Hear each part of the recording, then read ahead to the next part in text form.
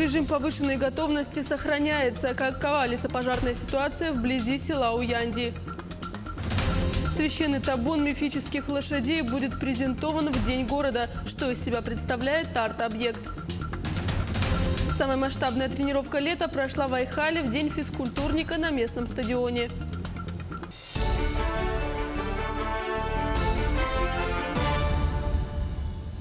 Это новости в прямом эфире, в студии Юлия Великодная. Обстановка в селе Уянди полностью стабилизирована. Пожар, угрожавший населенному пункту, находится на значительном расстоянии. Однако, как заявил глава Устьянского района Георгий Федоров, в селе сохраняется режим повышенной готовности. По его словам, это лето было сухим и жарким, дождей практически не было. Тундра сухая, в любой момент пожар может вспыхнуть снова. Ущерб от лесных пожаров в Якутии составил 90,5 миллионов рублей. Как сообщает Департамент по лесным отношениям, главными причинами возгораний стали сухие грозы и неосторожное обращение с огнем. Также дознавателями Госпожнадзора установлены 13 человек, причастных к возникновению пожаров. Всего за нарушение требований пожарной безопасности в лесах, на землях лесного фонда и других территориях выписаны штрафы на общую сумму 554 тысячи рублей. В поселке Нижний Бестях обезвредили и уничтожили гранату времен Второй мировой войны. Как сообщили в пресс-службе Росгвардии, боеприпас нашли грибники в 5 километрах от поселка. Из Якутска выдвинулась инженерно-техническая группа ОМОН. На месте взрывотехники уничтожили гранату. Ручная оборонительная осколочная граната модели Милса была разработана в 1915 году и предназначена для поражения живой силы в оборонительном бою. В Алданском районе водитель снес опору линии электропередачи и скрылся. Повреждения выявили энергетики. По их словам, падение опоры привело к приостановлению электроснабжения в 30 домах микрорайона Дражный. Отметим, что с начала года на объектах филиала зафиксировано 26 нарушений, возникших из-за халатных действий сторонних лиц. Общая сумма ущерба составила около 230 тысяч рублей. Новый учебный год 1 сентября начнется и для студентов. В Северо-Восточном федеральном университете идет прием документов на заселение в общежитие. За 5 дней поступило 365 заявок. Какие документы необходимы, знает Анастасия Кобызева. Лена Константинова приехала из отдаленного района. Собственной квартиры и родственников в городе нет. Нет денег и на аренду жилья. Лена из многодетной и неполной семьи. Единственный выход – общежитие. Все необходимые документы девушка уже собрала. Понадобится свидетельство о рождении сестер и братьев родных. Также, так как я из неполной семьи, нужно свидетельство о расторжении брака. То есть мама, папа там. На это ушла неделя. Заявления на заселение в общежитие будут приниматься до 24 августа. Необходимо предъявить следующие документы. Личное заявление, согласие на обработку персональных данных, копия паспорта с пропиской, выписка из приказа о зачислении в университет, справки о составе семьи, о доходах родителей, о размере пенсии родителей из пенсионного фонда.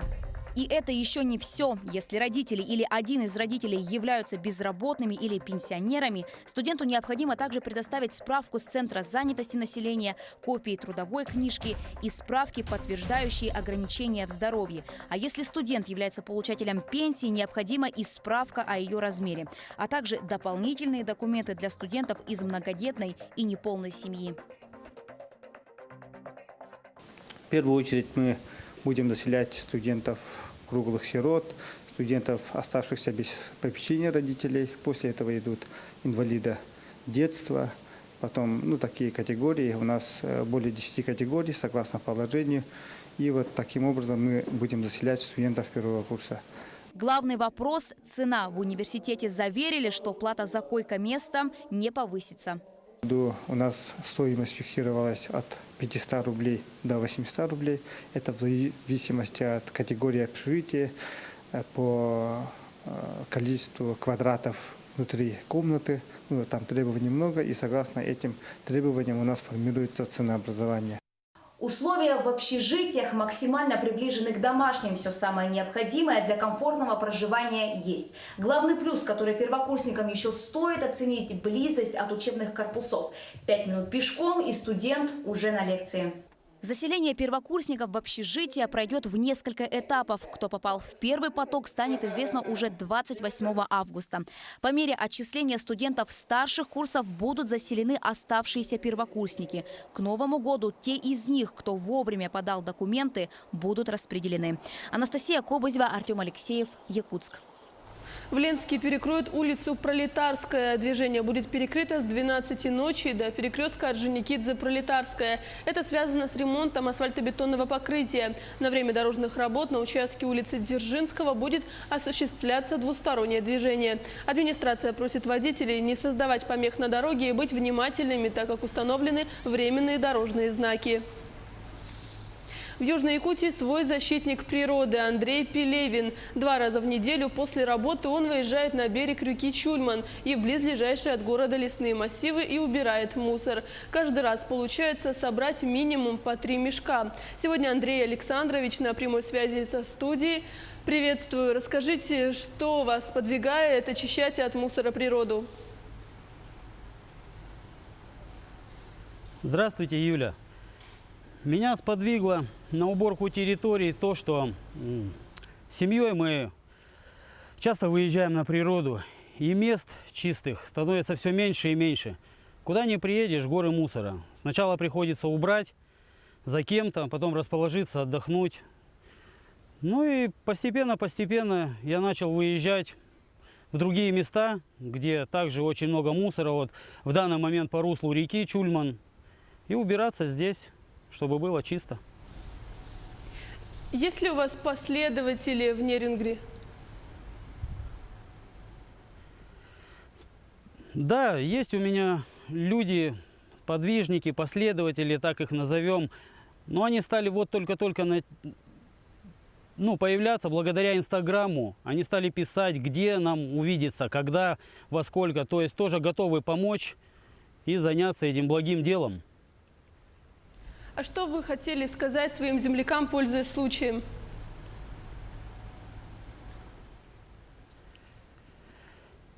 Пользуясь случаем, вот хотелось бы обратиться к жителям Нерюнгринского района, в частности, к жителям республики нашей, да и вообще к людям. Люди, давайте оставаться людьми, убирать за собой мусор, хотя бы в тех местах, где вы отдохнули. Собрали в пакетик, увезли. Будьте благоразумны. Любите природу, землю, уважайте друг друга. Спасибо, Андрей Александрович. Я напомню, на прямой связи со студией был доброволец Андрей Пелевин. А мы продолжаем. Священный табун мифических лошадей. Работа над арт-объектом под таким названием продолжается. Он находится на сопке за Владимировкой. Автор проекта – скульптор, живописец и художник Николай Полицкий. На сегодняшний день табун состоит уже из 30 конструкций разной степени готовности. На каждую уходит от 700 до 1000 веток тольника. Всего создатели проекта планируют установить 99 лошадей. В дальнейшем создатели планируют установить на объекте подсветку. Священный табун под открытым небом будет презентован в День города Якутска 9 сентября. Каркас собирается вот такой. И затем вот тонким тальником вот все это плетется, покрывается, дается объем. Потом еще вон головы отдельно тоже собирается. Вот так. Все это каркасы собирает отдельная команда. Ставят тоже отдельная команда. Плетут тоже отдельные люди. Все это. 3 этапа. Самая масштабная тренировка лета прошла в Айхале в день физкультурника на местном стадионе. Юные айхальцы играли в подвижные игры и флорбол. Взрослые соревновались в турнире по стритболу и кроссфиту. Не подвела и погода. Кто стал лучшим спортсменом, знает Оксана Мезенцева.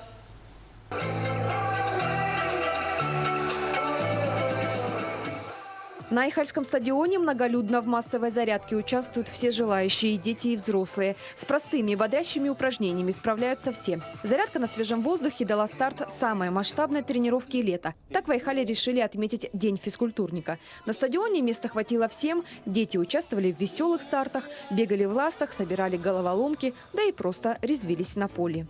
У меня настроение хорошее. Больше всего мне понравилось понравилось участвовать в эстафете. У меня сегодня хорошее спортивное настроение. Мне понравились все конкурсы. Мне особенно понравилось прыгать на скакалке. Настоящий спортивный азарт царил на баскетбольной площадке. Здесь прошел турнир по стритболу. Соревновались и женские, и мужские команды. Всего на турнир заявилось 6 сборных. Конечно, в стритбол в Айхале играют больше мужчины, однако и женщины. Легко забивали мячи, лихо обходили соперников. Игры, каждая по 10 минут, определили сильнейших. Считаю, что такие соревнования следует почаще проводить, чтобы проверить себя, проверить свои силы, проверить свою выносливость, ну и для сплочения коллективов трудовых. Соревнования – это как бы стимул выявить лучших, заработать победу, какие-то для кого-то, может, награды. Самые смелые проверили свои силы во флорболе. Командная игра со специальной клюшкой и мячом собрала на поле и детей, и взрослых. Этот вид спорта только набирает популярность среди айхальцев. В основное время победитель в игре не определился, не изменились ситуацию и дополнительные броски. В озорной игре победила дружба. Спорт – это жизнь, спорт – это здоровье. Особо зрелищными стали соревнования по кроссфиту. Выносливости хватило не всем. Самые смелые девушки, 7 человек, прыгали на скакалке, качали пресс, бежали с грузом. Для многих некоторые этапы оказались настоящим испытанием. Лучшее время показала корреспондент телеканала «Алмазный край» Альбина Шарафеддинова. К финишу пришли 6 спортсменов, сдаться на полпути готовы были многие. Однако поддержка зрителей помогла девушкам справиться с эмоциями. Самое сложное, наверное, упражнение бёрпи, оно называется. Сбивается дыхание, у тебя уже все болит, и ты как бы, прям устаешь очень сильно на этом упражнении. Самое главное, конечно, это выносливость. Трасса сложная, некоторые упражнения очень сложно было выполнять. Так это очень интересно, энергозатратно. Проверили свои силы и парни. 4 человека выполняли аналогичные упражнения. Увеличено было лишь количество повторов. Победителем стал Олег Колодежный. Судьи внимательно вели счет, следили за правильностью выполнения упражнений. Среди мужчин к финишу пришли все. Дыхания уже под конец не хватало. Просто это связано с тем, я давно не тренировался просто. Сегодня пришел, думал просто посмотреть, решил поучаствовать. Не пожалел. Определили лучших спортсменов в кроссфите и среди пар. Здесь лучшее время у Бориса Брудерса и Елены Делео. Мужчины-силовики проверили свои силы в кроссфите по отдельной программе. Победителем стал Никита Аюшев. Лучшие спортсмены в каждом виде спорта были отмечены медалями, грамотами и ценными подарками. Весь день на стадионе было многолюдно, звучала музыка. Многие жители наблюдали за спортсменами с окон домов. Прохожие задерживались, с удивлением смотрели за происходящим. Оксана Мизинцева, Денис Хазов, телеканал «Алмазный край». На этом все. Всего доброго и до встречи в эфире.